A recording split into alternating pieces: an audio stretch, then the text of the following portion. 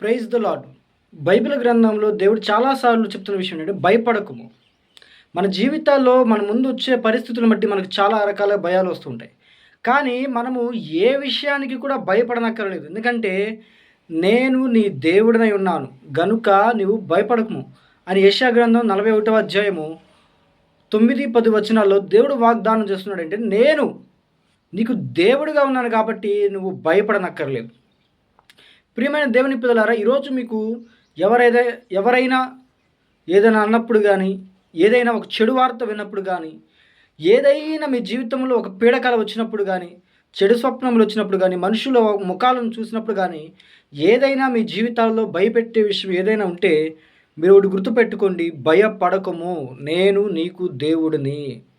నువ్వు గాఢాంధకారంలో ఉన్నా, మరణించే స్థితిలో ఉన్నా, మరణ పడకల్లో ఉన్నా, అనారోగ్యంతో ఉన్నా, నువ్వే పరిస్థితుల్లో అయినా ఉండు, నేను నీకు దేవుణ్ణి, నేను నీ తండ్రిని అన్న విషయాన్ని నువ్వు మర్చిపోవద్దు.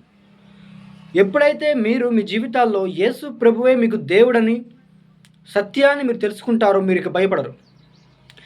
నిజమే, వాటెవర్ ఏ సమస్యలైనా మనకు రావచ్చు. నిజమే, కొన్నిసార్లు గొడవలు జరగవచ్చు, మరణకరమైన పరిస్థితులు రావచ్చు, అనారోగ్యాల వల్ల కానీ, ఏ పరిస్థితి అయినా మనకు కృంగతీయవచ్చు. కానీ ఒక విషయం మాత్రం నిజం, మనకు దేవుడు పరలోకమందు ఉన్నాడు, ఆయన మనలోనూ ఉన్నాడు, మనతోనూ ఉన్నాడు.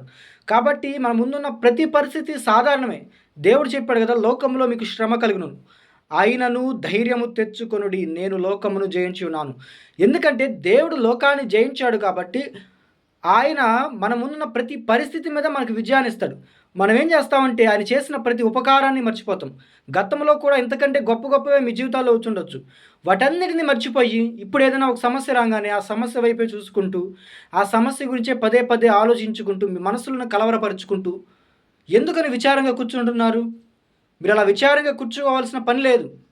ఎందుకంటే మీ దేవుడు విచారకర్త కాదు, సమాధానకర్త. అటువంటి సమాధానకర్త మీకు తోడై ఉన్నాడు కదా.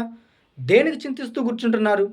దేనికని దిగులు పడుతూ ముఖం మార్చుకొని మంచముల మీద తల వాల్చుకుంటూ, లేదంటే గోడ కానుకొని, ఎందుకని దిగాలుగా అలా నేల మీద కూర్చుండిపోయి పండుకుండిపోయి అలా కళ్ళు మూసుకుంటూ ఆలోచించుకుంటూ పైకి చూసుకుంటూ బాధపడుతూ ఇలా ఎంతకాలం ఉంటారు? ఎంతకాలం ఉంటారంటే మీరు మీ దేవుడిని, దేవుడు యేసు ప్రభువు నాకు దేవుడు అన్న విషయాన్ని మీరు గుర్తుంచుకోలేనంత వరకు బాధపడుతూనే ఉంటారు.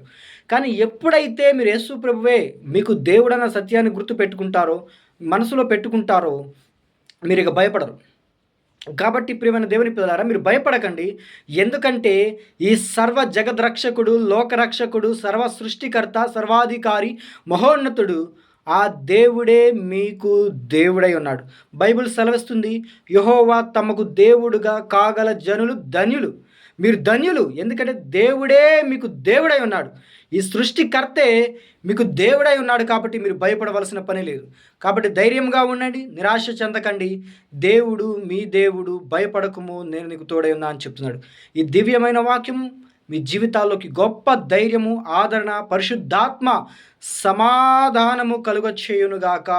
ఆమెన్.